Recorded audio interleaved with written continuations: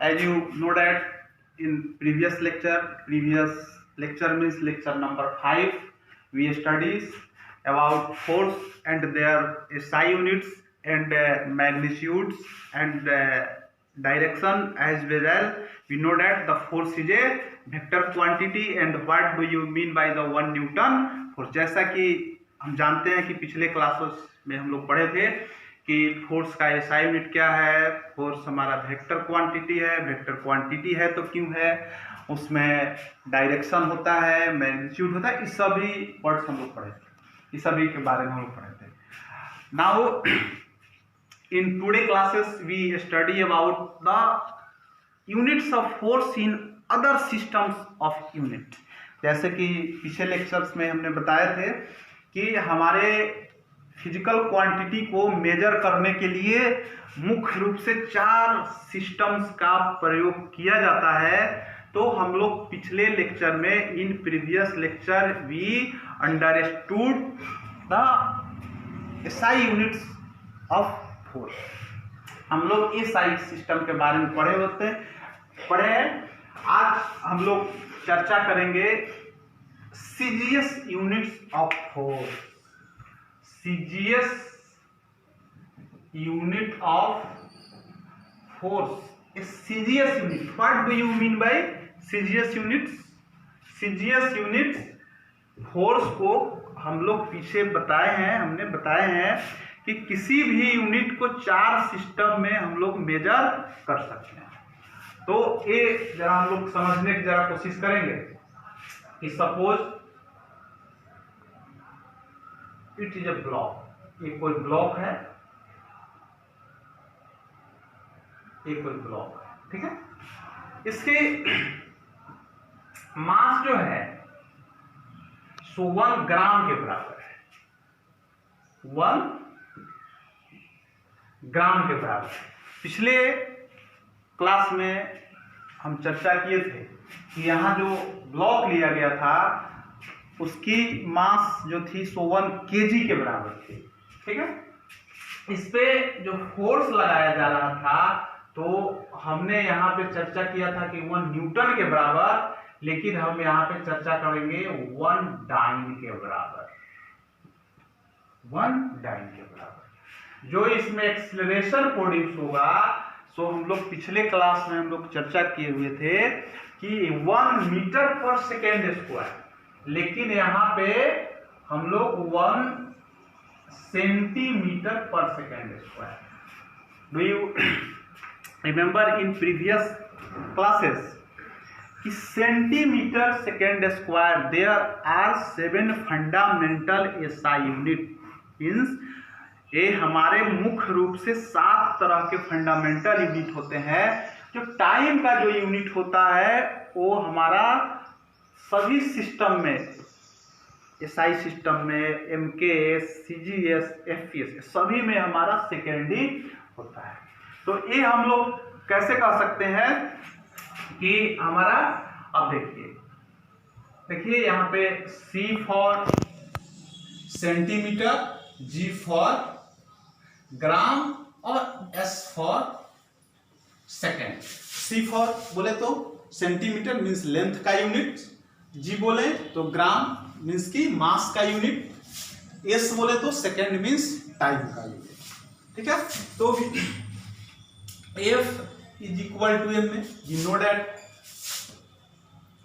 From previous classes. F को हम लोग अगर इंडिकेट करते हैं डाइन, F को अगर हम लोग डाइन में इंडिकेट करते हैं, मास को अगर हम लोग ग्राम में इंडिकेट करते हैं, और एक्सीलरेशन को अगर हम लोग 1 सेंटीमीटर पर सेकेंड स्क्वायर में अगर हम लोग डिनोट करते हैं, तो ये वैल्यू जो है हमारी ये दिखाती है कि ये जो यूनिट है 1 डाइन बराबर 1 ग्राम इंटू 1 सेंटीमीटर स्क्वायर। तो ये हमारी इसकी सीजीएस यूनिट बताती है। तो 1 dyne is equal to 1 gram into 1 second square means 1 dyne is equal to 1 gram into 1 centimetre square. ये हमारी यूनिट जो हो गई, सो ये हमारी सीजीएस यूनिट हो गई। मीन्स की फोर्स का अगर सीजीएस यूनिट में कोई पूछता है कि what is the unit of force in CGS system, CGS system में फोर्स का यूनिट क्या होता है, तो ये हम लोग देख लिए कि हमारा इसका डायल होता है। तो अब जरा हम लोग इसको कन्वर्ट करते हैं जरा न्यूटन में। तो हम लोग ये जानते हैं कि 1 न्यूटन बराबर होता है 1 kg इंटू मीटर पर सेकेंड स्क्वायर। तो हम लोग दोनों में जरा रिलेशन जरा हम लोग देखते हैं कि दोनों में रिलेशन क्या होता है। तो 1 न्यूटन बराबर केजी को अगर हम लोग कन्वर्ट करते हैं ग्राम में तो 1000 ग्राम होता है। Clear? 1 kg is equal to कितना ग्राम? 1000 ग्राम। अगर मीटर को अगर हम लोग सेंटीमीटर में अगर हम लोग कन्वर्ट करते हैं तो 1 मीटर इज इक्वल टू कितना centimetre? 1 metre is equal to 100 centimetre. ठीक है? सेकेंड स्क्वायर हमारा सेकेंड स्क्वायर के रूप में रहेगा। फिर नीचे लिखते हैं कि 1 newton is equal to 1000 into 100, right? Gram into centimetre by second. Clear? 1 newton is equal to 10 to the power 5 इसको लिख सकते हैं। ये हमारा एक्सपोनेंट से आता है। इस वैल्यू को आप जानते हैं कि किस तरह से लिखा जाता है from mathematics. 10 to the power 5 gram into centimetre by second square. ठीक है? तो ये हम लोग कह सकते हैं कि 1 newton is equal to 10 to the power 5। और देखिए तो gram centimetre by second square ये हमारा किसके वैल्यू के बराबर है?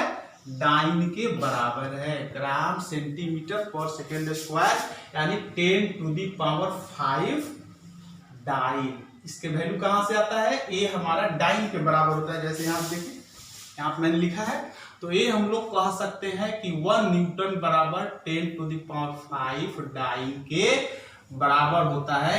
यानी the value of 1 newton is equal to 10 to the power 5 dyne. यानी 1 न्यूटन का वैल्यू जो होता है वो 10 टू द पावर 5 डाइन के बराबर होता है। ये हम लोग कह सकते हैं। क्लियर? फिर हम लोग देखते हैं तो इससे जरा हम लोग समझे कि 1 डाइन का फोर्स हम लोग किसे कह सकते हैं कि अगर किसी वस्तु का मास अगर 1 ग्राम होता है, if the mass of an object is equal to 1 grams and if that objects are accelerates 1 centimeter per second square, then that's applied force on that objects are known as said that is equal to 1 dine.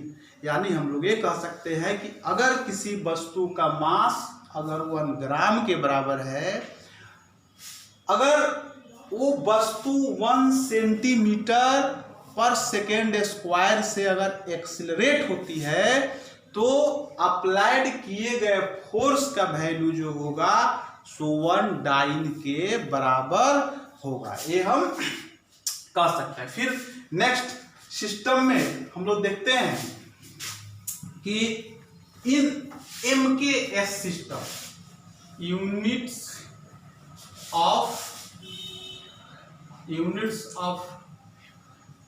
Force in MKS we know from previous lecture MKS. Again we try to understand you. M for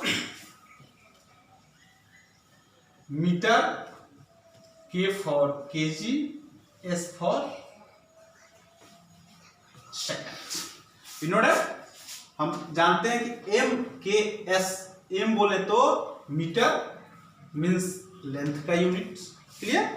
के बोले तो KG means mass का unit, S बोले तो second means time का unit. यानी ये हम लोग कह सकते हैं कि मीटर जो है सो लेंथ का यूनिट होता है, के जो होता है जिसको हम लोग केजी से इंडिकेट करते हैं ये हमारा मास का यूनिट होता है, एस जो होता है सो सेकेंड होता है जो कि हमारा टाइम का यूनिट होता है। तो इसमें जरा हम लोग कोशिश करते हैं कि एम के एस में हमारा यूनिट क्या होता है। क्लियर?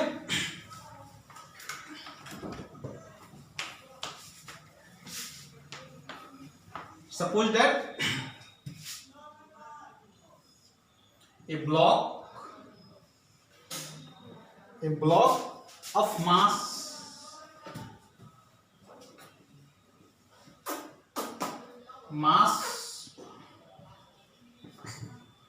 बराबर 1 kg, applied force 1 kgf and acceleration बराबर 9.81 मीटर पर सेकेंड स्क्वायर।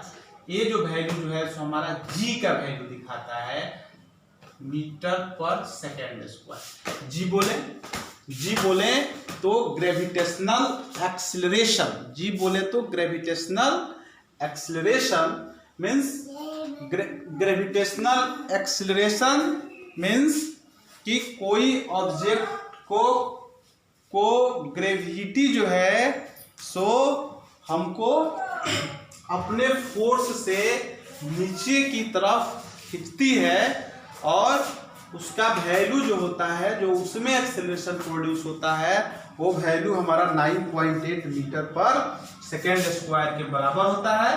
तो 1 kgf बराबर लिख सकते हैं 1 kg और इंटू 9.81 मीटर पर सेकेंड स्क्वायर 1 kg m, और ये हमारा एक्सीलरेशन का वैल्यू होता है बराबर हम लोग ये लिख सकते हैं कि 9.81 kg मीटर पर सेकेंड स्क्वायर, kg मीटर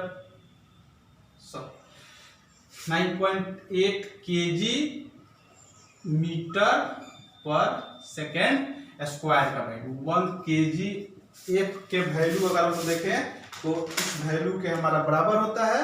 तो हम लोग ये कह सकते हैं कि 1 kgf बराबर व्हाट न्यूटन, यानी 1 kgf बराबर कितना न्यूटन होता है।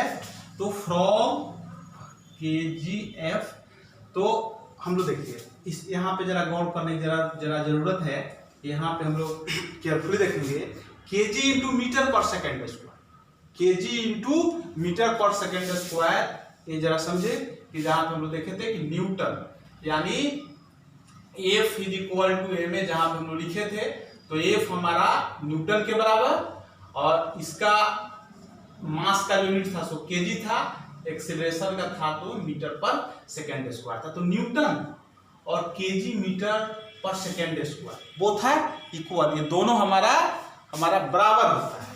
ये दोनों जब हमारा बराबर होता है तो न्यूटन और कितना न्यूटन, तो kg मीटर पर सेकेंड स्क्वायर, यानी ये हमारा न्यूटन के बराबर है।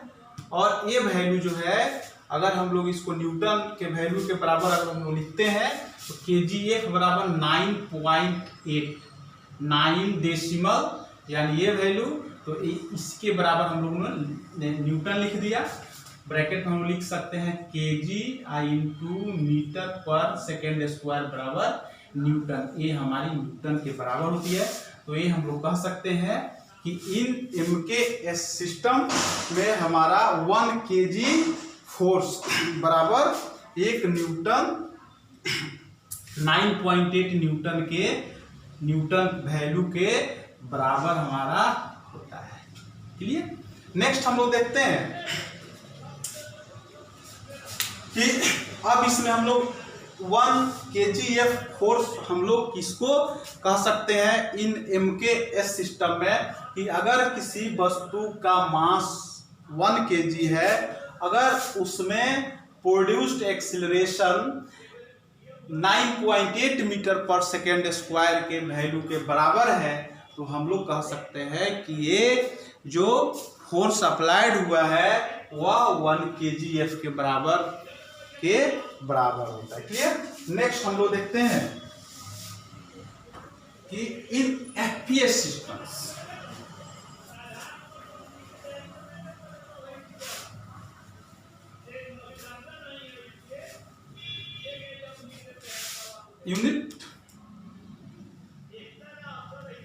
units of force in FPS, ये हम लोग जानते हैं जरा कि फोर्स यानी FPS यानी F बोले तो फुट,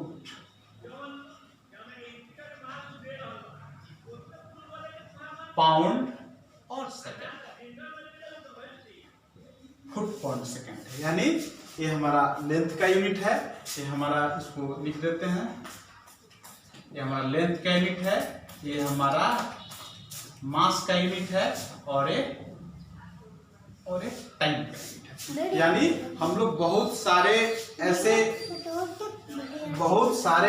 जगह जो होते हैं जहां पे अभी भी FPS सिस्टम में काम को किया जाता है, और FPS सिस्टम में लेंथ के यूनिट को हम लोग फुट से मेजर करते हैं, मास के यूनिट को केजी में मेजर करते हैं, और टाइम के यूनिट को हम लोग सेकंड में मेजर करते हैं।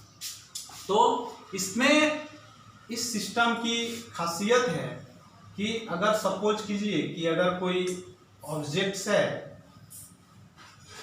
ये हमारा कोई बॉडी है जिसपे हम लोग फोर्स अप्लाइड इस पे करते हैं, सो ये हमारा 1 lbf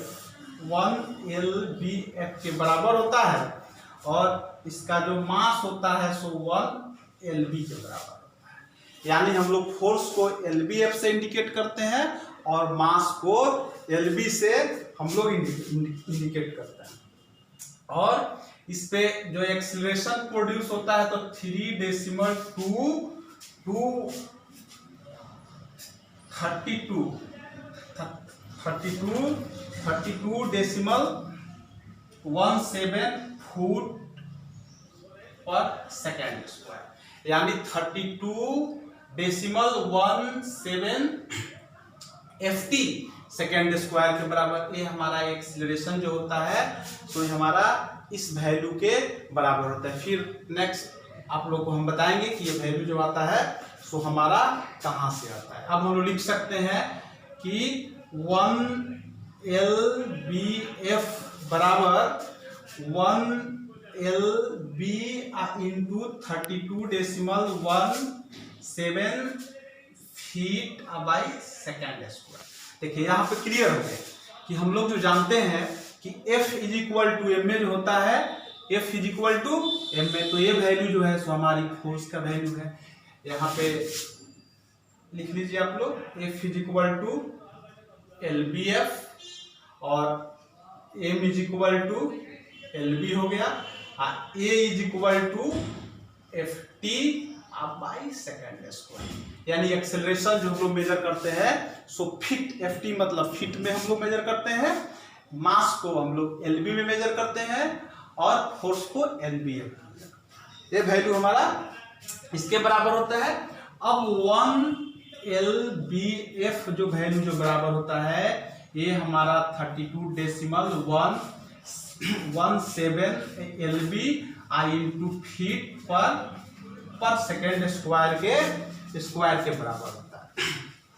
अगर G का वैल्यू अगर हम लोग 9.81 मीटर पर सेकेंड को अगर हम लोग लिखते हैं तो m इज इक्वल टू हमारा आता है 3.28 फीट आता है, और हम लोग इसको लिख सकते हैं 9.81 इंटू 3.2 ft पर सेकेंड स्क्वायर। इसलिए इस वैल्यू को हम लोग लिख सकते हैं कि ये वैल्यू जो बराबर होगी सो 3.32.17 ft बाई सेकेंड स्क्वायर के हमारा बराबर होता है। ये वैल्यू जो होता है सो देखते हैं 1 LBF हमारा फोर्स किसके बराबर होगा, F को हम लोग फोर्स को LBF में मेजर करते हैं, मास को LB में मेजर करेंगे और A को हम लोग फीट पर सेकेंड स्क्वायर मेजर करेंगे। सेम उसी वैल्यू को हम लोग पुट करते हैं कि force is equal to mass गुने एक्सेलरेशन, तो ये हमारी मास की वैल्यू होती है और ये हमारी जिस तरह से हम लोग पिछले वैल्यू में हम लोग पुट किए थे कि G is equal to 9.81, same उसी तरह से एक्सेलरेशन जो का वैल्यू जो होता है सो इसमें हमारा फीट में 32.17 फीट पर सेकेंड स्क्वायर के बराबर होता है। तो अगर 1 LBF का वैल्यू 1 से 32.17 में मल्टीप्लीकेशन करेंगे यही रहेगा, LB इंटू FT ये हमारा वैल्यू होगा। अब इसको अगर हम लोग पुट करते हैं, अगर G बराबर 9.8 अगर हम लोग लेते हैं, M इज इक्वल टू और G इज इक्वल 9.8 और मीटर में वो हम लोग उसको देखते हैं तो 3.28 फीट के बराबर होता है। तो अगर हम लोग उसमें मल्टीप्लीकेशन करते हैं 9.81 से 9.81 इंटू 3.2 से, तो इसका वैल्यू अगर हम लोग मल्टीप्लीकेशन करते हैं तो 32.17 फीट प्रति सेकेंड स्क्वायर के हमारा बराबर आता है। और ये वैल्यू जो हमारा होती है सो हमारा FPS वैल्यू हमारा शो करता है। तो कोई पूछे कि 1 LBF फोर्स किसके बराबर होता है, तो हम लोग ये कह सकते हैं कि 1 LBF फोर्स जो हमारा होता है कि 32.17 LB इंटू FT के बराबर होता है। FT बोले तो फीट होता है, ये वैल्यू हमारी इसके बराबर होती है। और ये वैल्यू आता कहाँ से है, तो ये G का वैल्यू हमारा 9.81 मीटर पर सेकेंड स्क्वायर होता है। अगर हम लोग इसको मीटर में कन्वर्ट करते हैं तो 3.28 फीट के बराबर होता है। और वही वैल्यू को जब हम लोग मल्टीप्लीकेशन में करते हैं फीट में तो ये हमारा 32.17 के बराबर होता है।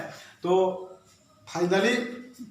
Finally we conclude that in today classes we understand that there are different units of force in different systems। यानी आज की क्लासों में हम लोगों ने ये पढ़ा कि अलग अलग सिस्टम में फोर्स का यूनिट अलग अलग होता है, किसकी कितनी वैल्यू होती है इसके बारे में हम लोगों ने देखा।